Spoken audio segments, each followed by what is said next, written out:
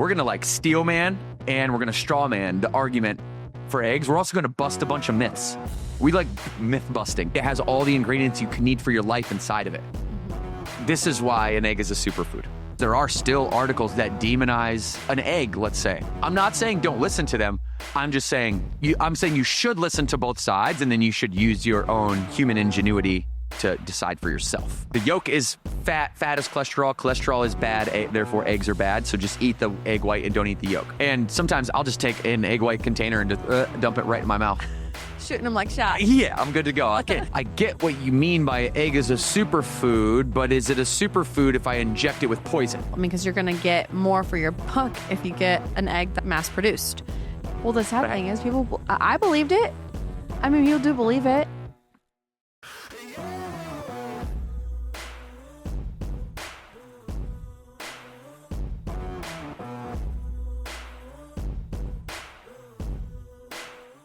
Hey, everybody. Welcome back to the Burn Boot Camp podcast. It is your personal trainer, DK Devin Klein. I'm here with my co-host, Trisha Pena, and we are part of the leadership team at Burn Boot Camp. If you don't know, now you know.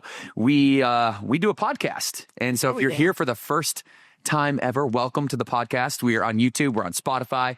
We are on Apple. We're pretty much everywhere you want to listen to a podcast. And what is the purpose? Trish, tell the people what the purpose of the podcast is, because, you know, if you're just thinking like, oh, it's the Burn Boot Camp brand, you know, we're going to talk about their business the whole time and like promote stuff the whole time. We're not going to do that. Trisha, explain to the people what Burn Boot Camp podcast is about for those of us on New Year's Eve who are new, ready to start out their New Year's the right way. Happy New Year's Eve, everybody. Trisha, give us like a commercial of what we've been doing this year, because I've been having fun. Okay. Yeah. No, happy New Year's Eve. It's so exciting. 2026. Here we go. The Burn Boot Camp podcast is our way to educate not only our members, but anyone really interested in health and fitness, because what we know to be true is, and I know this in my scroll, there's a lot of clickbait out there. There's a lot of people trying to get attention for sharing information that may or may not be true. And so we're here to cut it to you straight. Devin, he's the one that leads the charge on all the knowledge. I'm sitting here as the member. I'm the one asking questions that potentially you at home are asking as well. And then we'll get it straight from the source, Devin himself. So it's really a great pairing for what you're doing in the gym, whether you go to Burn Boot Camp or you go somewhere else. It doesn't matter to us. We just want you to move your body. I want you to do it educated. So that's why we're here. All right. And so the topic for today is what doctors don't know. Doctors don't know this. All right. That's our little clickbaity capturing headline to get you into the podcast. But what we're really going to talk about is 4 eggs a day and what it can do to your brain. Eggs is the name of this podcast. And when production first came to me and was like, hey, let's talk about eggs for an hour. My first initial thought was like, I'm not that interested in eggs. I don't know how I could talk about eggs for a whole hour. And then I read a book on eggs. And then I started Chat GPTing. You know, the little on Chat GPT, you can buy the pro version. You can talk to it like unlimited. You told me about this. Yeah, and I sit there and I fell asleep talking to this gentleman who was in my Chat GPT. Sounds Australian. I really like his voice, and he serenaded me to sleep talking to me about eggs. What is Morgan like? Dude, Morgan's dead to the world. Morgan closes her eyes, just like my son Max closes her eyes. You could go, and she wouldn't wake up. Oh, I love that for her. She would not wake up. Okay. Well, so she didn't have to listen to your egg rant then. She'd actually just fall deeper into a sleep. Okay. Yeah. But yeah, that's a good thing. Not to take a tangent, but that's so I get to work in bed at night. Yeah, I can bang on the keyboard and she just doesn't hear it. So it's great. Okay. All right. I can't wait to hear what ChatGPT told you about eggs. Oh, well, I mean, we were going to do 2 things. We're going to like steel man and we're going to straw man the argument for eggs. We're also going to bust a bunch of myths. We like myth busting. Well, you talked about internet influencers, and I love all you guys. You're amazing. I love you guys. But you also talk a lot of that smack. And so we got to clarify it up sometimes. Mm-hmm. Right? Okay. On a public note, I just wanted to give you some inspiration. I was really inspired. If you could pull up a story or a video of Mr. Dick Van Dyke that turned 100 years old. This guy's been eating eggs for sure. Yeah. You got to eat. I mean, Dick Van Dyke. Dick Van Dyke has turned 100 years old. And so he had this stretching video. If you could find that one, DJ, go be on Insta. And the stretching video is what he's like, has his legs crossed and he's reaching out real far out in front of him. We're going to roll this clip to you guys. And I just want to shine light real quick before we get into eggs on mobility. Okay. Mobility is the name of the game. And as we age and don't you want to like approach 100 years old and be healthy and happy? Heck yeah, I do. That's part of what we're trying to do here. Yeah. Like we're going to talk about eggs as a superfood today. And what it does for your brain, for your belly fat, for your longevity. But Dick Van Dyke is I don't know whether he's eating eggs, to be honest with you, or not. But I would assume that's a part of his He's eating protein for sure. A part of his healthy diet. But mobility is also a part of the healthy diet. Go ahead and roll this clip where Dick Van Dyke is, he's doing some crunches, maybe with like a 1980s, contraption here. What's that thing called? What? I never heard that. And then the other thing is, he's got the crunch. You get up in age and you can't do this. This one right here. Your feet and legs won't do it. And I had to work at it, no kidding. And I have to reach out as far as you can. Look at that flexibility. That's great. And he said I had to work So all you old guys out there, listen to me. I'm telling you, you can keep going for a long. I'm still dancing and singing. Anyone have any questions? That's my guy. You gonna do like? All right. Well, just a little inspo for you today. I know that inspired you too. That definitely inspired me. I'm like, I want to be like Dick Van Dyke. Can you sit cross-legged like that and reach out all the way like he was? I want to try. Okay. I feel like you can for sure. I hope I can. I don't know if I can. I mean, I know I can sit cross-legged, but I'm going to see how far I can reach out. That's a measurement of longevity right there. Can you do that? Mm-hmm. All right. Last week's episode 34, the worst fitness advice I've ever heard. Episode 34 called Overrated. That was Go a good check one. that out. You got to check that out. And then shout out to location number 451. We got Saratoga Springs, Utah. I texted our franchise partners as soon as they opened location number 451. And, Utah is a very special place in my heart. Yep. We have 6 company-owned gyms. We call them HQ gyms out there. And our whole goal of going to Salt Lake City during the middle of the pandemic was to build some gyms when nobody else was. Reach out, build burn boot camps in the community, give people a place to call home when everything was crazy. And then boom, it all kind of blew up. And Saratoga Springs is location number 451, everyone. So if you're in the area, get to Saratoga Springs or Orem or Bountiful or any of the other locations that are surrounding the Salt Lake City area. I know many of you will be out there this holiday season. I love to stalk on Instagram of one of our locations right when they open because it's just like I get FOMO. Like I want to be there. I want to feel the community. I want to feel the vibe. I was looking at Saratoga Springs the other day and it was just popping in that gym. Good for them. Utah is popping. And now I realize that I said we weren't going to promo stuff, but we have some good things to talk about. So one last promo, and then we'll get into the podcast conversation today. Trisha, why don't you talk winter promo if people are looking for community, family this winter? Yeah, so we have a promotion going on right now. If you are a member right now and you're listening, because we know a lot of our members listen, and you have a friend or a family member, or if you're not yet a member, we have a special going on 4 weeks for $69 at participating locations. So you can go to burnbootcamp.com/results and you can learn more. You can find a location near you. And if there's no location near you, we do have Burn On Demand and we have our 30-day free trial. So you'll be able to check us out on our app. So our Burn Boot Camp app, you download that in the App Store, check out our 30-day free trial as well. All right. So let's get into it. The history of eggs. I think that's where I really want to start. I want to take us all the way back. I don't know if you guys know this about me. If you didn't know, now you will, that when I am not thinking about burn brands and how we can impact and grow our communities, you can probably catch me either sitting in a chair with closed eyes or laying down with closed eyes thinking and imagining, or listening to some type of history, some type of space, it's either like the past or the future. And I'm either wanting to dive deep into the past or really look out into the future and educate myself and try to expand my scope of awareness. And I believe that history doesn't repeat itself, but it rhymes. So the more I know about history, the more I can know about the future, if you can see that relationship. So when I started thinking about how we were going to approach the egg conversation, I was like, all right, let me go back and let me just think about where this all started, and then I try to find something that interests me, and then I found a book that really interests me that I read.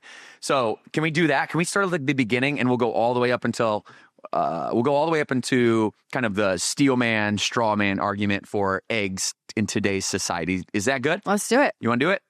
Anything? Or DJ, is that good for you? That's great. Are you ready to rock? This is DJ, thrilled. everybody. This is DJ. Hey, everybody knows DJ.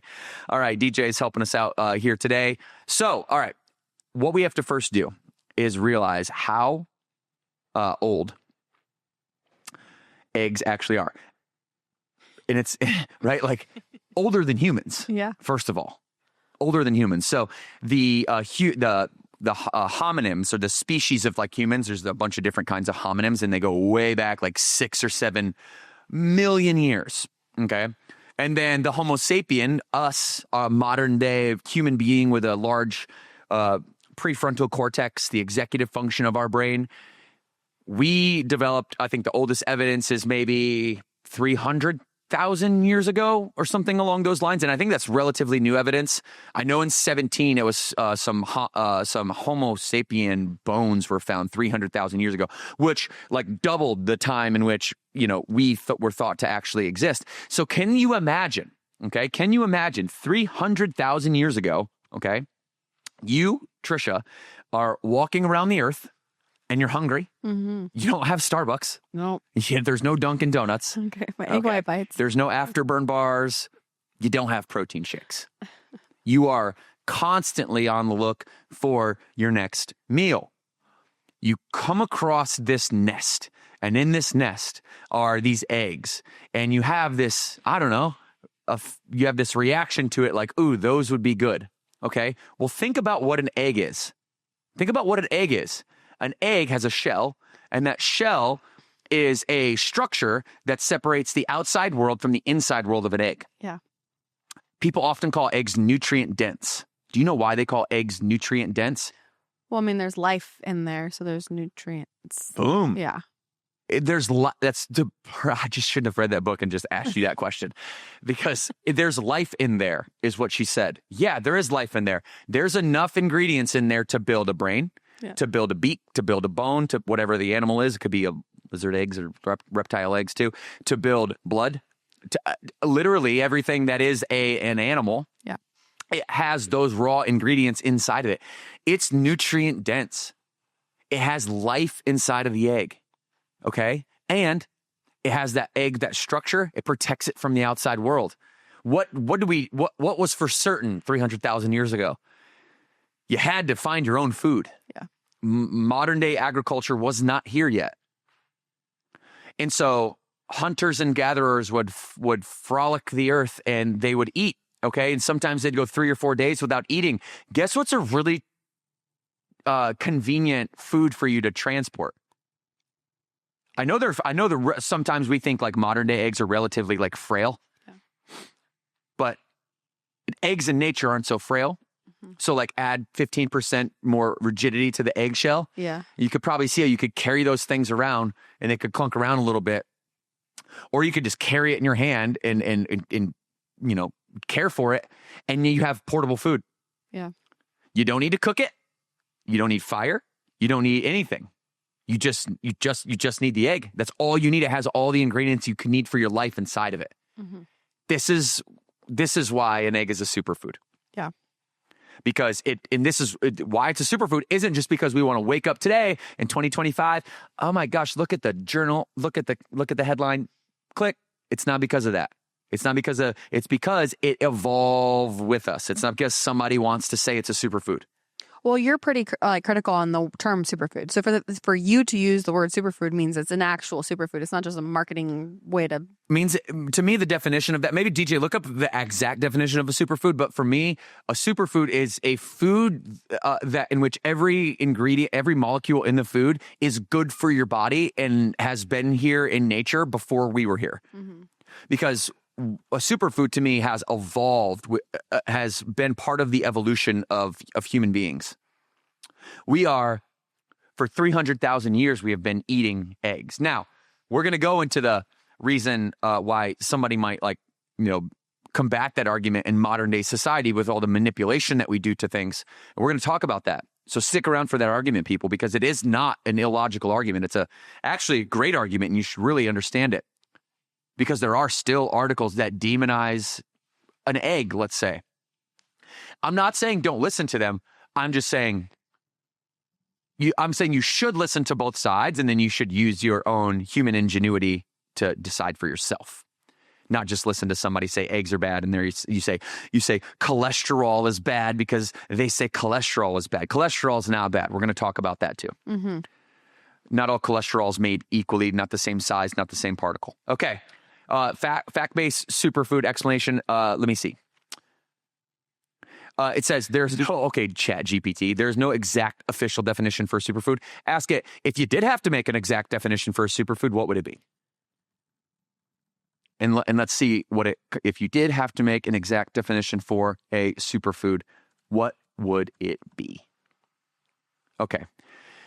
It's the perfect survival food. That's a way to think about it, like I just explained. Or a superfood is a whole or minimally processed food that delivers an exceptionally high concentration of essential nutrients and bioactive compounds per calorie, with evidence-supported benefits to overall health when consumed as part of a balanced diet. What do you think about that definition?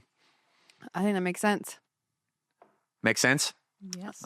I like it. Mid-coffee sip too? Just got her with a question mid-coffee. Mid-coffee sip, just put it right on you. It's getting my brain going. Well, I do have a problem with the word superfood when it's used in a way that makes something seem like it's all the things that this definition is. That's when marketing can, kind of fail you. And so this to me is what you're saying is 100% what an egg is. So It's the proper use of superfood. And your mind, in your marketing mind, I think it's a question I'm going to have at some point during this podcast that I want you to think about right now is how easy it is to manipulate the perception of food through marketing. How easy it is. It's so easy. It's so easy to take something that is pure sugar. It's so frustrating. And just make it look like it just came right from a tree, like our earth. Like it came out of the earth. It's got dirt on it still. And if you eat it, your skin will glow. Yeah. But that's not the case, is it?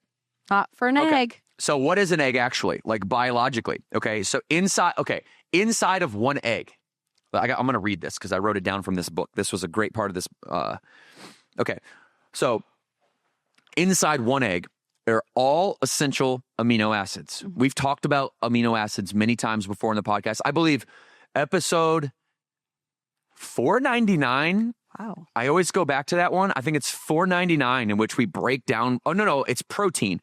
Chelsea, GJ, find the protein episode. I really want us, especially as we're on a holiday break here, I really want everyone to listen to the protein episode because it goes in depth into amino acids. And I'm not going to do that right now. But all essential amino acids are inside of one egg. The fat that you need for your brain and your nervous system development, vitamins for cellular replication, minerals for skeletal growth, cholesterol for hormone production, and something that I just learned that we are all deficient in is choline for brain formation. What? Choline? Choline? Choline?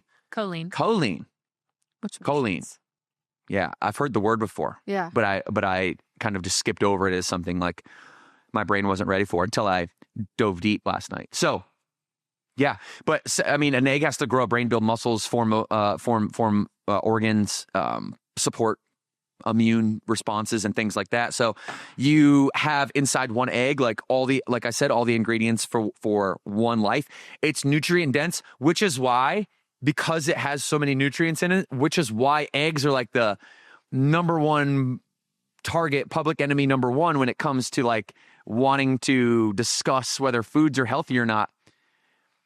Eggs are at the center of all that conversation because it's so nutrient dense. Do you know what I mean? They're like uniquely nutrient dense because they're the only concoction of chemicals that exist to form all of like an entire being at once. So we have to find something bad with it. Got to find something bad with it. For like example, when cholesterol comes up, eggs are in the topic, right? Yeah. When biotin comes up, right? Eggs are in the topic. When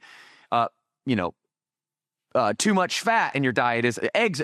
When amino acids are debated, eggs are right there. So at the crossroads of all of the ingredients that it has, the downside is that it can be public enemy number one. And I don't necessarily always blame the journalists, but oftentimes it's, science, feeding narrative, for some type of monetary gain on the back end. The cholesterol thing is interesting to me because maybe you can help me explain, understand it a little bit more. I just know that the cholesterol, that if you have high cholesterol, you should always talk to your doctor. Always talk to your doctor before taking advice from anyone else. But if you have high cholesterol, that doesn't necessarily, is not the same cholesterol that you're getting from an egg. That they're two different things, right? Well, cholesterol is definitely not made equal. And I'm not like an expert in cholesterol. So let me just look up something that I read last night. I wanted to bring this to you guys because it was really telling. It talked about cholesterol and the cholesterol fear and the history of it. And so I didn't know this. So excuse me while I read from something. But I think it's really important that we all know that, because you've heard cholesterol is bad in the news, right? We've heard that before many times, and it oscillates. One moment eggs are a superfood. One moment, it's you should never eat it because it has all this cholesterol. Don't eat the yolk. And you don't eat the yolk. Yeah. Right. What other myths have you? Anything else that comes to mind about eggs, or is it mostly just I've just always heard eat the egg white, don't eat the yolk. The yolk is the bad part. It's the bad part. It's people don't really know what it is. It's just bad. And it's well, why is it bad? So let's explore why is it bad. Yeah. So in the mid 1900s. Heart disease started rising, okay? The scientists, like we always do, we look for a singular cause, a single factor cause, rather than what is clearly obvious to me is it's a multi-factor cause always. But is that clickable, readable, headlineable? It's not. And so the intersection of science and media just the culture forces us to have a headline in which there's one vilified kind of deal. And so dietary cholesterol became the public enemy number one, the suspect. It was just a suspect. In America, you are innocent until proven guilty, and they pointed at cholesterol got him. Can't we have a trial first? We had no evidence of this. It was just pure speculation. You got me? Yeah. So the media narrative said, hey, eggs rise cholesterol. And of course, what the media says is true because we have been conditioned. By the way, it used to be true back in the day before social media when there was a singular anchor at 4 stations. And it was I wouldn't remember the name of some of these people, but our radio jockeys, they were the influencers back then. Yeah. And so when your grandma and grandpa and mom and dad watched all these sources, and now we transition into an environment in which actually it flipped 180. All those trusted sources now have been taken over in the truth game by social media and influencers and people that want to speak truth. Now the traditional networks are the ones that are boldly lying. Mm-hmm. And so that whole the pendulum has swung to the other side, if you will. And so now no one really trusts the mainstream. And now it's there's just half the generation trusts the narrative, half the generation doesn't. So no wonder why everyone is confused. So eggs became dangerous to stay away from them because eggs raise cholesterol, and then cholesterol kind of is responsible for heart disease. So then therefore eggs are responsible for heart disease. And eggs are bad. But there was no proven causality. Mm-hmm. It was just pure speculation. Yeah. You got it? Yeah. So that to me was really interesting. And I think the controversy itself, the interesting point in my research is the controversy itself. It really wasn't here until eggs started being manipulated. Oh. So let's quickly go into the other side of the argument, because I thought to myself, how could I possibly agree with somebody that says, eggs are you stay away from eggs, I just think of that person as being ridiculous and silly. Yeah. Well, the sad thing is I believed it. I mean, people do believe it. Yeah. No, they definitely believe it. And I don't. So I had to really lower my ego in a sense and say, all right, let me really listen to the other side and what people are trying to say, okay, about this. I mean, do you ever have a problem with that when you think you know something and then like you get in this little echo chamber of like other people reinforcing what you think you know, and you don't really, it's very hard nowadays to go outside of that chamber and actually seek a perspective that is different than your own, isn't it? 100% with it. Also, without getting worked up, because I'm always going to be the one like that. You're not right. Like you have to like calmly go be like, let me go pull some data so I can show you that I'm actually correct. All right, so let's start some myth busting. All right, so we'll kind of myth bust and steel man at the same time. Okay, so let's start with cholesterol is bad. That's one that I think people, like you said, right? Yeah. The yolk is fat. Fat is cholesterol. Cholesterol is bad. Therefore, eggs are bad. So just eat the egg white and don't eat the yolk. Okay, so let me say that this is recent information for me as well. So we're learning all together. So the LDL particles. Okay. All right. So this, fat is HDL and LDL. We've heard those two terms before. DJ, I want you to get the proper definition of HDL and the proper definition of LDL and get it side by side. Okay. But broadly, you've heard of good and bad cholesterol. Okay. So there's these, but now within LDL, it's not all the LDL is made the same. And this is the part that I'm learning now. There's large and what they call buoyant LDL. And that's in contrast to small and dense LDL. So like the more problematic, smaller, denser LDL is dangerous, as the larger, buoyant, largely like benign LDL is good, essentially. Okay. Here's the definitions of it. An LDL cholesterol, or AKA, show this on the screen, Deej, please, is bad cholesterol. You can blow that up a little bit.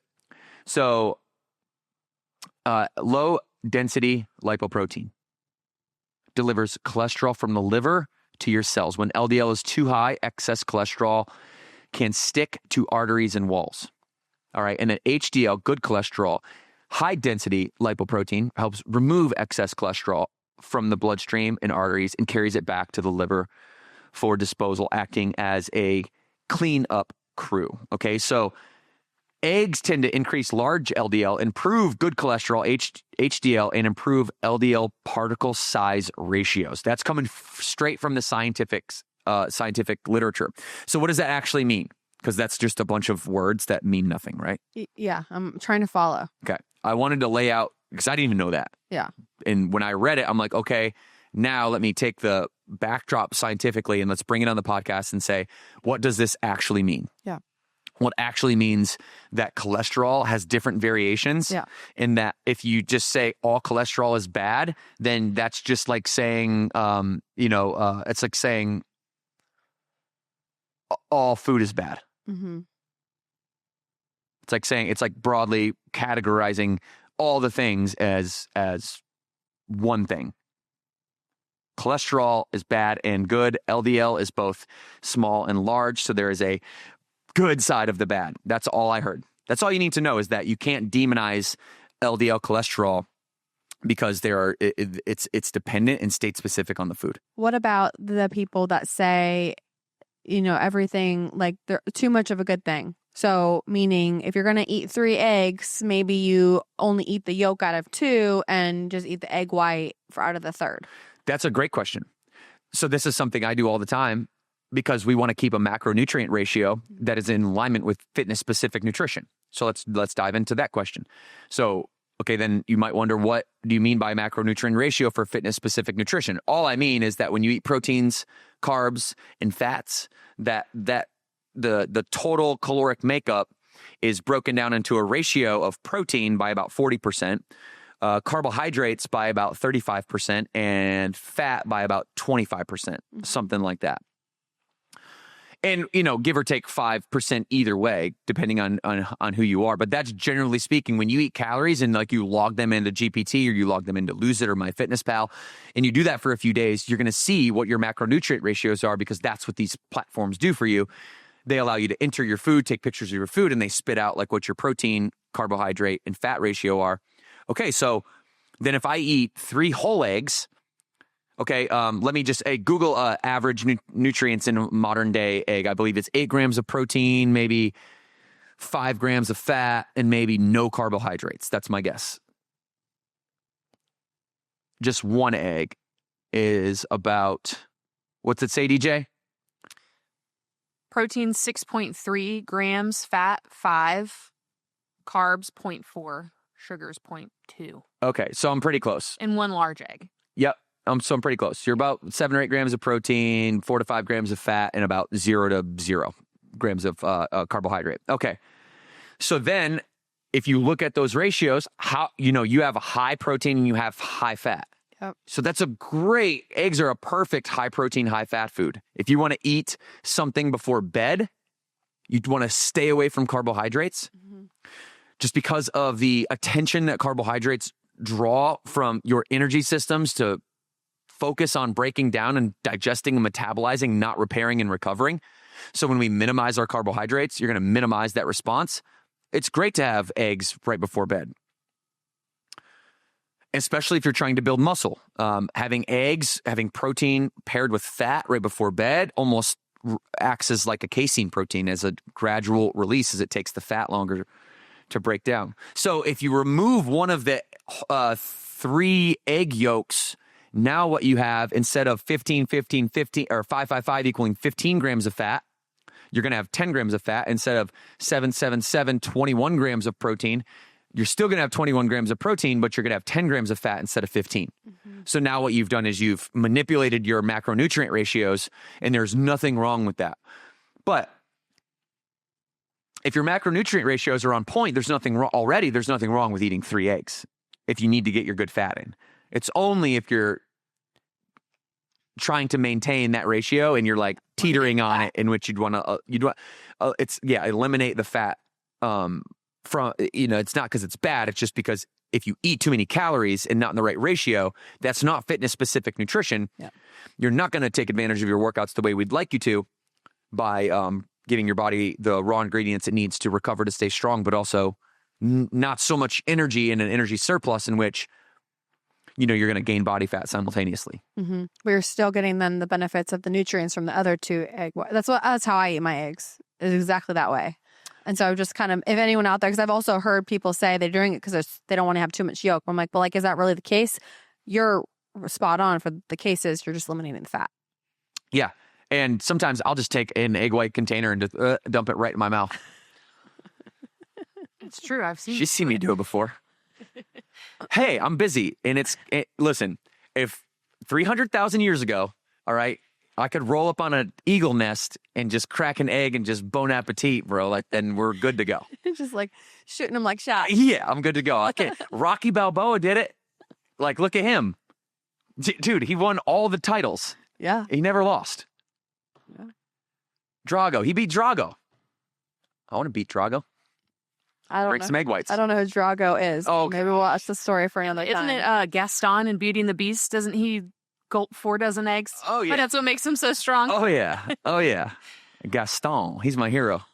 Oh, All right. So eggs are a superfood because of all these reasons. Okay. And all these reasons. And what we'll finally say on the good cholesterol versus bad cholesterol is like, just, you could forget all this science stuff. Because all I'm trying to do is tell you that eggs are a superfood. And if you are going to read any articles that talk about cholesterol and why eggs are bad, you know that there's 4 layers deeper to every conversation. And anybody who just takes an umbrella concept and flattens that out, right? Like cholesterol's bad, and then doesn't consider any other argument or nuance below that floor, has a weak argument. Okay. But there is an argument for modern day eggs. Do we want to go into that next, or do we want to keep ticking down the history? What flows better to you? Should we keep doing a little history? Because we could go either way from here. I mean, I'm curious at what more there is from a history perspective to learn about. Okay. So I love history, and we're on the timeline of the cholesterol fear from the 1950s to the 1990s. Okay.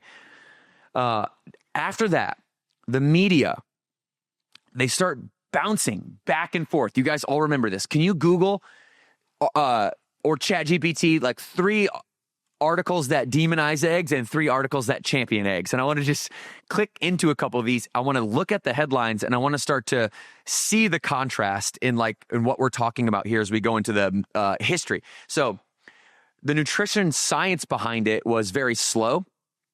We didn't necessarily have these studies until later on. So from the 50s to the 90s, it was all just like the speculation, and speculation led the way. Speculation led the way for a lot of things during that period of time. We also talked about SRIs and the invention of antidepressants during this time, and how none of the claims for the initial SRIs were substantialized in science, and it was just all marketing. Do you remember that conversation? A little bit. Well, we had a podcast where we talked about antidepressants. If you could just shout that out over the air, if you can find it, Chelsea or DJ, because that podcast was, that's an important one. We go deep into that. So here is an article that demonizes eggs. Can you click into it?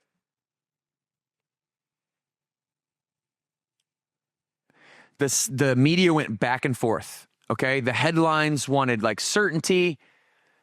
This is actually a research paper that says egg consumption, risk of cardiovascular disease. These large prospective U.S. cohort studies, systematic review, and updated meta-analysis. Now type that headline in, and we're going to just, and then ask it to summarize for me and explain it like you would to a normal human. All right. So the media bounces back and forth. You have these cohorts, these studies that come out that demonize eggs. You have these studies that come out that start to champion eggs, but the causation isn't quite there yet. Like the actual science that says eggs are bad isn't there yet. Like the causality, and that's what they were really looking for. And it wasn't until, let's see, it wasn't until the PDCAAS. Okay, now hang with me, people. I think it's the protein digestibility corrective amino acid score. Okay. Okay, I think. But the PDCAAS is a measurement of the quality of protein. And this started substantializing eggs when the PDCAAS came out. Okay. This is where the causality started to happen. Okay. This showed that eggs were like the number one protein source, number one over everything else. It was like eggs, it was whey protein, it was chicken breasts were like the top, salmon was the top of those scores. This is when it started to be taken very seriously by the scientific community, and from the invention of these scoring bodies, then eggs started to become like, a superfood, and the conversation started happening. And then from there, the headlines oscillated. So that's basically like a short and long of the history and how we got to where we are. How come chicken breast never got demonized? It does all the time. It's literally the same thing. Yeah. I mean, antibiotics, pasture raised versus farm raised, the environment, there's a lot going into like what stress do we put on the animals that we eat, and how does that what's the word? Like dequalify the nutrients or, that's fair. Yeah. You know what I'm trying to say? Yeah. All right. So eggs are one of my favorite foods personally. They're in my diet every single day. I eat eggs I probably eat 4 or 5 eggs a day. So I don't have any side effects at all from like eating eggs. I don't know there's any person that's ever lived that could actually say, I've eaten eggs every day in my life, and here's my side effect, and then can point it back to eating eggs. Have you? No. Okay. I have like a dairy intolerance, and like with the whey, like there was someone told me to stop eating eggs, and I was like, absolutely not. It's a great way for me to get my protein, and it keeps you satiated because of the fat and the protein ratio. Like you eat a couple eggs and you're good to go. Mm-hmm. It's always part of if I'm at home, I always make my kids breakfast and then eggs, and then part of my lunch every single day is I always have eggs is my lunch, and it keeps me full. So we were talking about, for those of you that don't know, Matt Morris, he's our lead trainer on Burn On Demand, and also one of our members on the leadership team. I'm going to try to call him and see if he answers real quick. Well, while you're calling him, going back to the antidepressants episode, it's episode 12. What to do when feeling depressed. Okay, yeah, episode 12. This was this year. Yep, episode 12 this year. Perfect. We can put that link in the show notes too. He has his D&D on, doesn't he? He does. He's not going to answer me. I'm gonna tell him to call me when he can. Maybe he'll call during the show at some point. But so apparently Matt just like carries around eggs and just pops them and swallows them whole. Is that what I hear? Yeah, like we want to get it on camera because we talk a lot about how, eggs are a good source of protein, just as part of our overall nutrition philosophy. That's why we're talking about today. And Matt goes into like the kitchen. I've never actually seen it in real life, but he can like consume taking off a hard-boiled egg. This is hard-boiled eggs. He brings them, I think, every single day for lunch or snack. And he can peel an egg and like pop them in his mouth. He says he pops them like Skittles. And I think it's true. I have seen it. He can And do I it just in like stand record there time. and watch. I've never seen it in real life. Yeah, you see DJ's face when Yeah, I'm like, that's the he puts, reaction like, a that little people. hot sauce on it sometimes, and then he should take that on the road.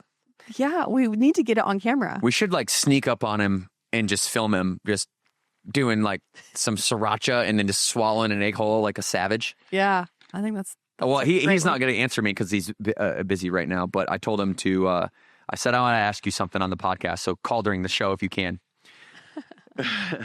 But I buy Vital Farms. Can you Google Vital Farms?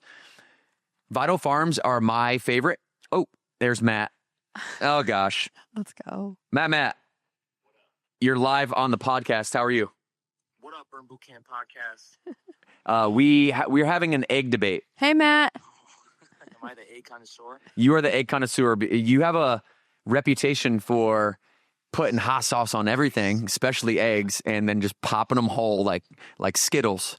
And we're talking about you in a positive way, I promise. Okay, this is an endearing way. We wanted to ask you about your egg popping habits, and we also wanted you to give your 2 cents on eggs as a superfood or not. We're debating. We're having a debate, Matt, and we need your opinion. I would first say eggs are like your daily vitamin. It's like a daily vitamin where it's complete protein. It has all the things you need in it, especially the yolks, people. Don't just eat the egg whites. All the nutrients are in the yellow stuff. So the yellow stuff is not bad. It is good. So if you want to take your daily vitamin, I take 6 daily vitamins a day. So that means I eat 6 eggs. 6 eggs a day. It's keeping me strong and healthy. And I'm a competitive person with myself. So I try to eat 6 within 2 minutes. These are hard-boiled, by the way.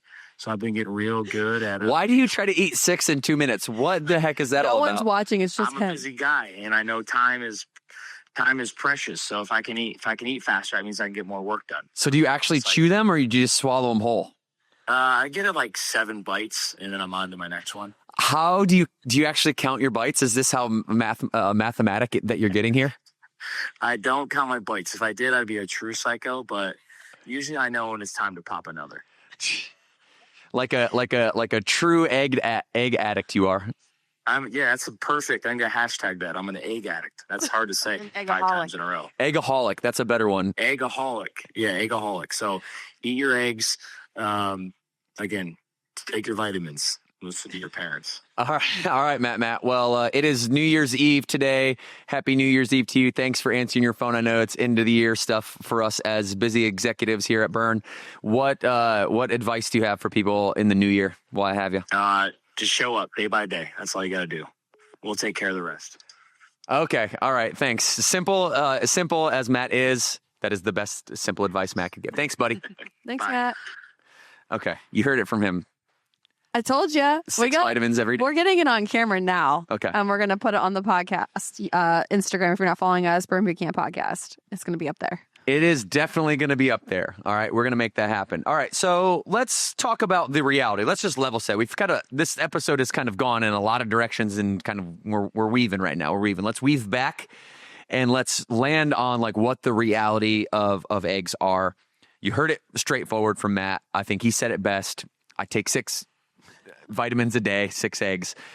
Eggs do not cause heart disease. They do not, in a meaningful way, raise cholesterol in most people. They do not deserve a bad reputation. Okay? Eggs are a superfood, but they're not magic.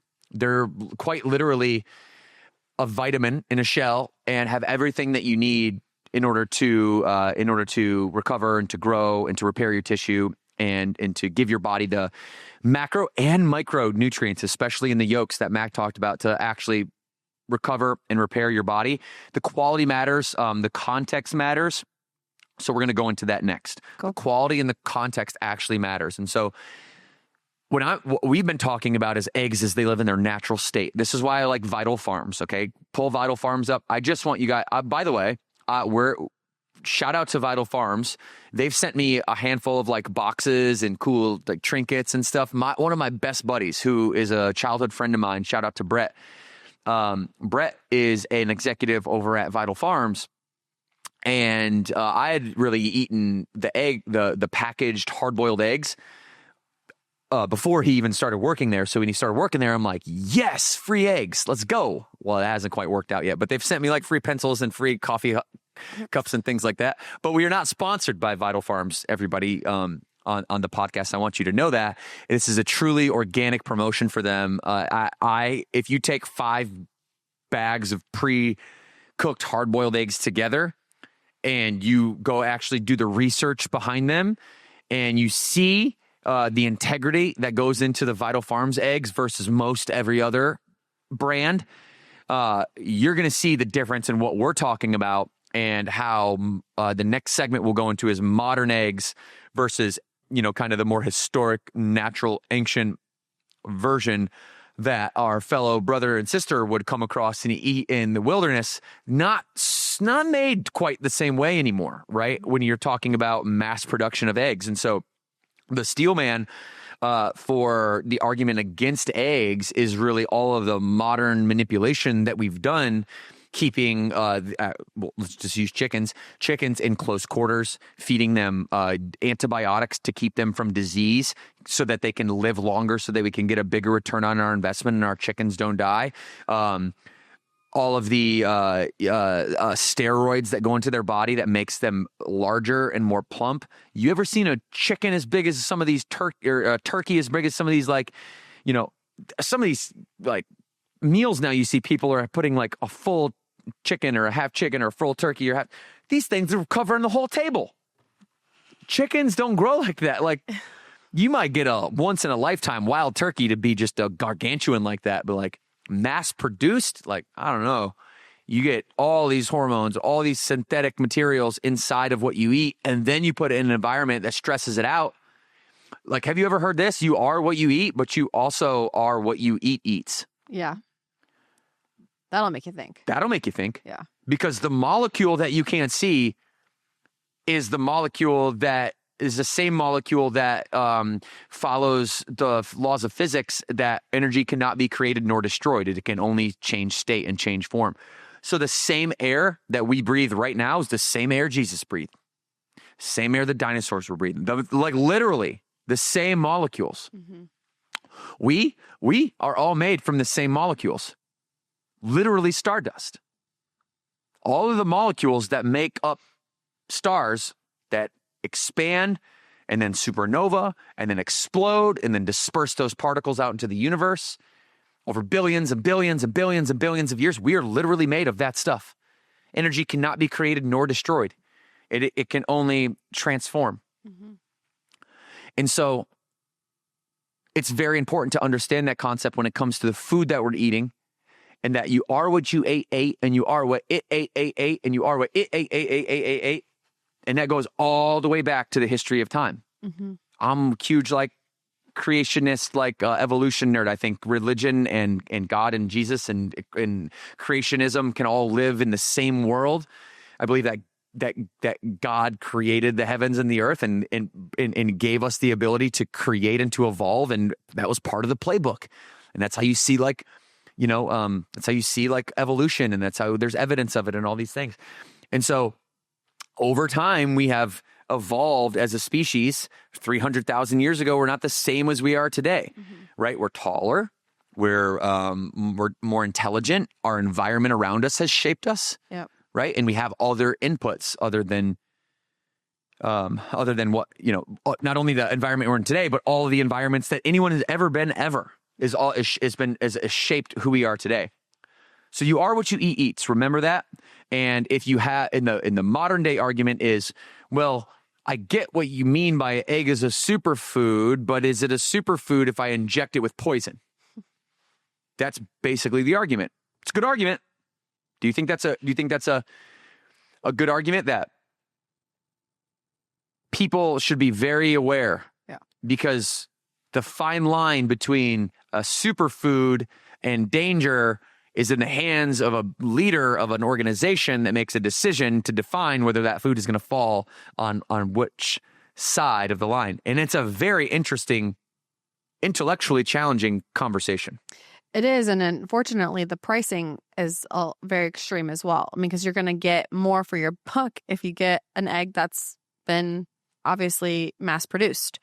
If you want a more raw organic egg, it's going to be more costly. And so a lot of people, I have 3 kids, we eat a lot of eggs. It's hard to it's a tough pill to swallow. And you're like, shoot, I'm paying so much money for eggs, but you're getting a better quality egg. But if you're not educated to know that, then you're going to obviously just purchase the one that you get cheaper. And Vital Farms is much more expensive than, every other brand. If you open up that bag, and by the way, I'm talking about what I eat because I don't have time to make hard-boiled eggs myself. I just don't. I'm just dealing with the fact that 20 minutes 3 times a week to make eggs is out of how I can spend my time. So I just pay the extra convenience to have them pre-made for me. And when I open up bags of some and you smell it, it just smells like that rotten egg feeling, smell. And that's what you get when you get the cheap bags. I don't know why, but when you open up Vital Farms egg whites or whole eggs, hard-boiled eggs, it smells like nothing. It just gets clean. I can feel, and then when you eat them, you can feel the structure. They're not soft and moist and peely. I don't know what I'm trying to say other than it passes the eye test. The preservatives are different. I don't even know. Could be. I have no idea. Because I do get because the same. We do try hard-boiled eggs, but we hard-boil eggs. You can do 12 at a time between my boys. We have them every single morning, eat a hard-boiled egg. My husband eats hard-boiled eggs. Those are gone in a day. So we do buy the Costco version. And I've always wondered what it's sitting in liquid. Yeah. To keep it from going bad, which I know is not probably good for me. Yeah. Yeah. So it's got to be what it is. Yeah. And what I do with my food, and hopefully this is some practical advice for all of you. I try to have a relationship with my food. When I think about the relationship that I want to have in my food, I want to love the food that I'm eating. I want to know about it. I want to literally fall in love with my food, have this relationship with it in which I respect it for what it can do for my body, both in a good way and a bad way. So meaning that I'll sit down and have, let's just say use eggs, right? I have 3 hard-boiled eggs and just imagining, knowing that not all eggs are created the same way. There's the modern version of it and then there's the ancient version of it. And then there's this modern mass production version that mimics the ancient version of it. And that's Vital Farms. Mm-hmm. And so I imagine what chicken laid this egg? What did it look like? What was the experience like? Did it ever get jabbed in the back with a needle? Was this insect free, or was this chicken free roaming and was it eating insects and eating, I don't know what else, whatever else they eat, or was it fed grain at a trough and given unnatural food? Because the biology, the molecular biology that transfers from being to being to being to being, it's a very different biology that manifests when you are eating processed foods as a human being versus eating fruit, meat, fish, and eggs as a human being. 2 completely different outlooks on life. and completely different humans, attitude, energy, productivity, output. Now, the only difference is we don't taste the human. I mean, that's kind of a weird thing to say.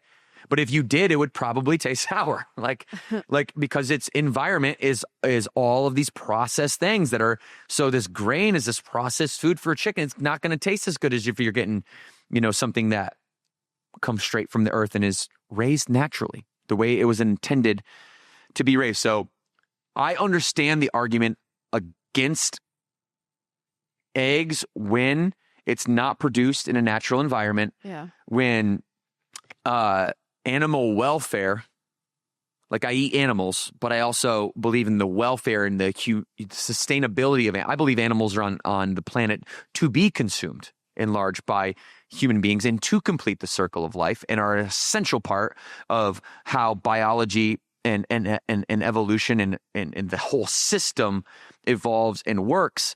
But I also, in alignment with respecting food, I also respect the animal and give thanks and gratitude to the sacrifice the animal had made. And when then you talk about industrial farming, in the opposite of sustainability. I mean, you even have fish farms nowadays. I mean, talk about eating a tilapia from a fish farm sounds disgusting. Think about that. Yes. Think about what a tilapia at a fish farm does. They sit in these pools where there's millions of them all bumping into each other all the time. They're pooping all the time. There's chemicals in the pool all the time. All they're trying to do is grow these things big. They don't give a crap if they got 3 eyes and 4 tails. They're mutant fish. It doesn't matter. And then they, I'm painting a graphic scene, and it's like I can see it on my face. Yeah, it's like but this is what I want you guys to start thinking about as you're eating food, and this is how you can just intuitively know what's good for you and what's bad for you. Right? I know when I sit down and think about a naturally raised chicken loving its life, laying an egg every day, that's what hens do. They exist to lay an egg every day. That's what they do. So you got to give them their space to do that. You don't want to put them in a coop with 6 other chickens, and one chicken eats the other one or kills the other one because they're so stressed out. Yeah.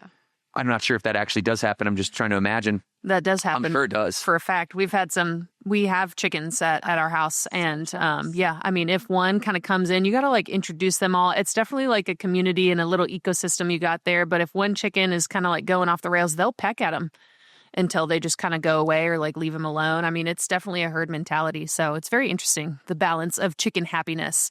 And if they aren't happy or if they are stressed, they tend to go down in their egg production. So we did have one chicken where everybody else was ganging up on it and bullying it, and it stopped laying because it was so stressed. Aww. Yeah. Mm-hmm. And then eventually, we did some things, made sure that the group is good again. All of our gals were hanging out. Yeah. And then it started producing again. I mean, it's just simple as that.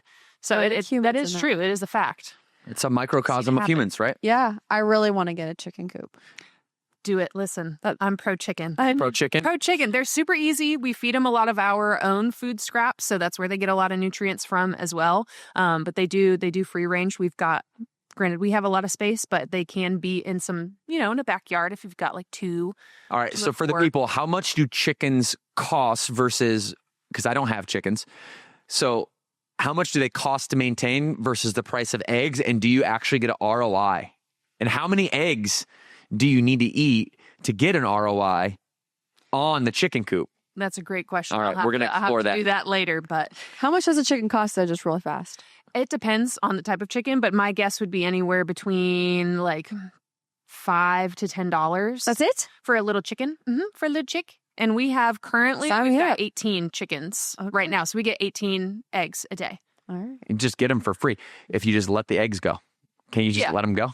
And then you just We can get a rooster, and then you can start. You Then you got a whole. Then you got a whole other ball. Then you got one rooster, and then the hens. Yeah. And okay, all right.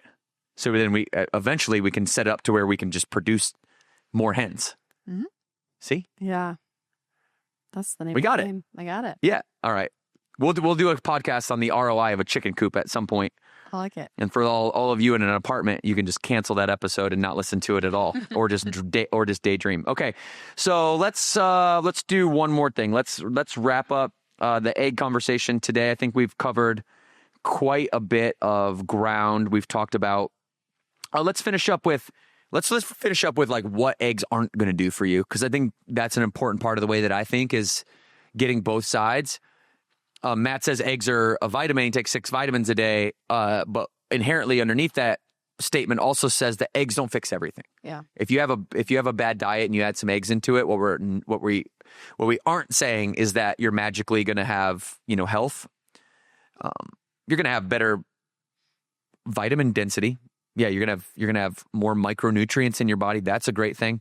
But it's not going to be this end all be all. It's not going to cancel a bad diet. You can't replace it. You can't replace it with vegetables just because, or you can't say eggs are the only food I'm going to eat just because they have all the structures to create life inside of them. You still need fiber, vegetables. Okay, so you're still going to need to vary your protein sources from, red meat, bison, elk is my favorite, grass-fed, finished, cow meat, chicken. I like whey protein, isolate, and salmon, fish, and eggs. Yeah, those are, mix it up with those proteins and you're going to be good to go.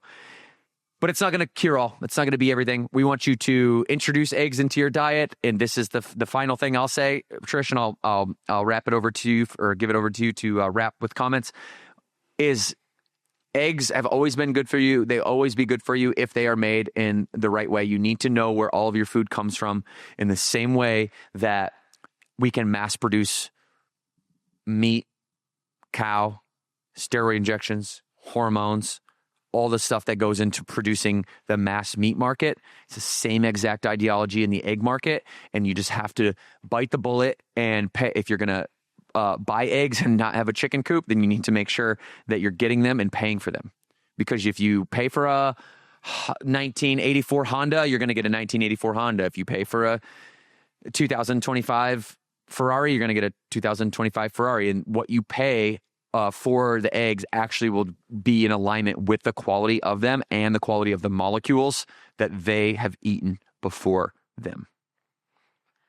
That's all I really have. I just talked about eggs. We talked about eggs for an hour. I can't believe we actually pulled that off. Well, it's funny because when I also saw this topic, I was like, how are we going to talk about eggs for an hour? But hey, we did it. I also think I have a challenge out there for you guys. If you're not currently eating eggs, it's something that I try to do. I don't do it all the time.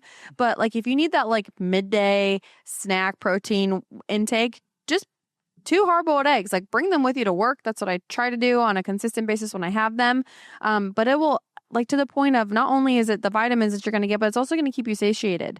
So try that as a little hack. Replace whatever midday snack you were having before, whether it's candy, whatever it is.